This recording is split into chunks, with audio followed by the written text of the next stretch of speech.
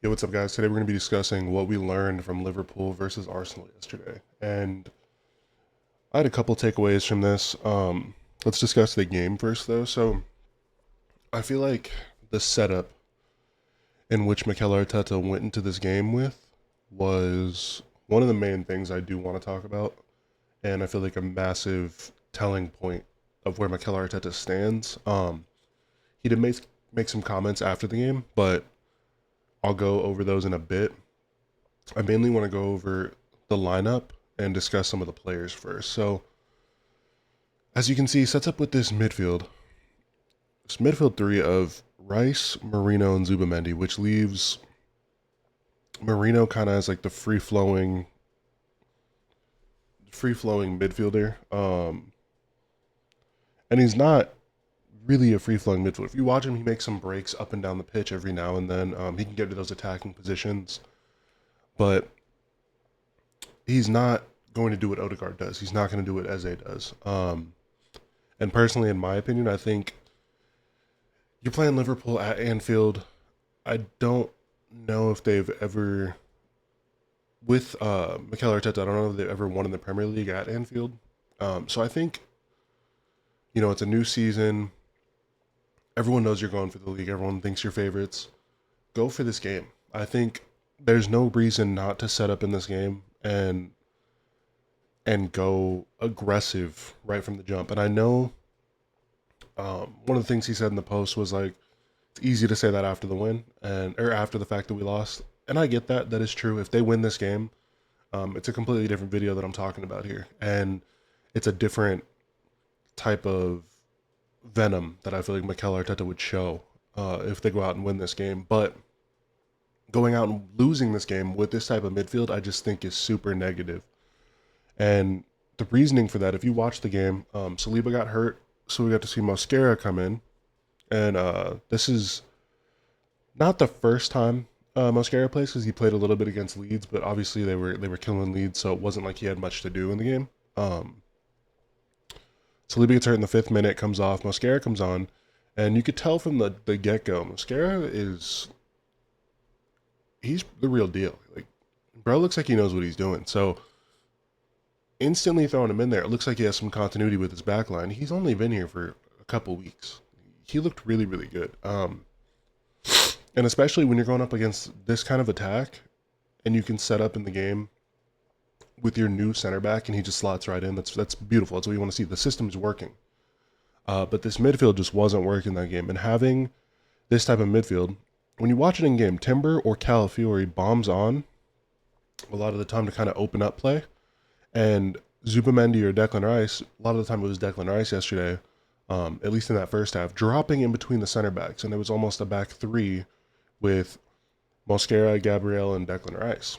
And Declan Rice kind of drops to dictate and kind of progress the play, but he's not able to progress the play because of the press that Liverpool runs and not having that creative spark in the midfield, which I think unlocks that defense for you. Now, do I think they could have had the same result yesterday even if Eze plays? Maybe. And I feel like even if you do go at it with a more aggressive and a more attacking midfield or a more attacking setup in general, I think as a Chelsea fan, if Enzo goes at Liverpool with an attacking setup and we lose, I respect him a little more just because you didn't forget all your laurels and throw everything out and play a safe game against Liverpool. You wanted to beat Liverpool. You're showing me that you want to be a champion. And that's more respectful for me than you going at it with this. And I get some of the comments that he made post game and kind of go over those now. But oh wait, let's talk about the goal. Szoboszlai, man, this guy. I've always liked Szoboszlai, but yesterday, man, he over the last few weeks, actually, the last 2 weeks, he's earned a lot of respect from me. He does all the dirty work, and if you genuinely just watch him play, he's all over the place for 90 minutes. Like he doesn't slow down. If you take a video of him running in the 90th and you take a video of him running in the first 5 minutes, it looks the exact same. He doesn't give up. Um, gets a free kick, and it's an absolute wonder goal, man. Like, I've watched it back so many times now. I genuinely, it is such a it's one of the nicest free kicks I've seen in the last few years. That and Cole Palmer's free kick against, I believe it was Crystal Palace or Wolves last year. Dude, what a free kick, man. Like, that's a beauty. But he does all the dirty work for Liverpool, and him playing in this right back position when he wants to be more advanced, he's more of a central attacking midfielder. He is doing the Lord's work with this one, man. I mean, the performances that he's having, they're insane. So the free kick he gets, beautiful free kick. Congratulations to Liverpool. Obviously, I don't think a game like this decides the league. Like, we're 3 games in the season. This doesn't decide if they win the league. They could still come up short. Um, I don't think Liverpool's going to come up short. I don't think Arsenal's going to hand them the league, but I do think this will be easier than last year for Liverpool, just because the inclusions of, as I've woken up today, think about a few hours ago, we saw Mark Gahey to Liverpool, and last night when I was at work, my buddy texted me, here we go for Isak. So I think bringing Isak and Mark Gahey into this team just kind of solidifies all the issues that I feel like they were having, because I think the main issue for me defensively is Konate. And I think Konate is a very, very good defender, but I just don't think, I think he's a step off of it. I don't think he allows Van Dijk or Szoboszlai, excuse me, sorry about that, or Szoboszlai the exact like freedom that I feel like, because Van Dijk steps up a lot, but Konate makes so many mistakes and has a mistake in him that I just don't think the defense is as good as it should be. And I think bringing Mark Gahey back here, I think Mark Gahey starts. I think Mark Gahey's better than Konate. I don't know if anyone else thinks that. Let me know what you think in the comments. But I think Mark Gahey starts in this Liverpool team. And especially with Konate not signing a new contract and he's most likely going to be gone at the end of the season, why not bet in your new center back? I mean, that's the smart thing to do as a manager. But yeah, I think this midfield was just way too negative for me. I think you should have went with Eze and really gone after this game. Some of the comments that Mikel Arteta made after the game was, my game plan was with the intention to win the game. Someone said, wasn't your midfield too conservative? Excuse me. He said, it's easy to talk after.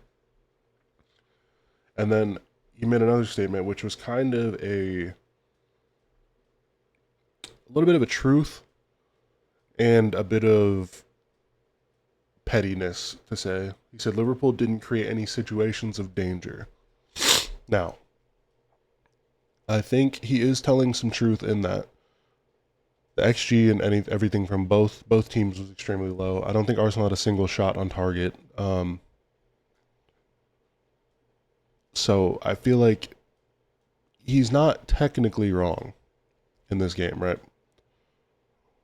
Arsenal had 1 shot on target the entire game. Liverpool had 3. Both these strikers that were in the game were Ekitike and Gyökeres, and obviously if you even talk about them in the sense of like going into this game, you knew that both of them weren't going to do anything. They were going to be completely nullified. That's just how a Liverpool-Arsenal game is going to go, especially when you're playing against top center backs like Saliba, Mosquera, Gabriel, like you're playing against Van Dijk, Konate, and you got Kirkez back there. Like, both these strikers were going to be nullified regardless. And with the way Arsenal set up, they wanted to get to Madueke or Martinelli, and they were touchline wingers most of the game. And I think Arsenal really wanted to exploit getting crosses in, getting shots off, and trying to get corners. And that's why they had 8 corners, but the corners weren't working today because I feel like Liverpool are also a team that can score from a corner really well, and they're just set up defensively well with their zonal marking on set pieces. So they're not going to let the whole set piece thing happen, and they're not going to play into Arsenal's strengths, which are set pieces, which is kind of another point that I want to get to. This this setup and the trying to win a bunch of corners and just score off of set pieces, it's not sustainable for an entire season. Do I think you can score from them a shit ton during the season? Yeah, absolutely. But it's not a sustainable champion mentality when you want to go and you want to beat the likes of Liverpool, when you want to beat the likes of Man City. Um, I kind of don't even want to put Chelsea in there because I think they can beat us. But when you want to go and try to beat those sides, or for instance, when the North London Derby's on, I think that's going to be an extremely, extremely good game. And I think we're going to learn a lot from Mikel Arteta that day. So I'm really excited to watch them play. Sorry if my voice is still messed up. I'm still getting over this sickness, but that's pretty much all I got for you guys. Appreciate you guys tuning in. If you guys liked the video, go ahead and drop a like. We're almost at 200 channel views, so I'd really appreciate if you guys would subscribe if you're not subscribed. But peace out. Thank you guys.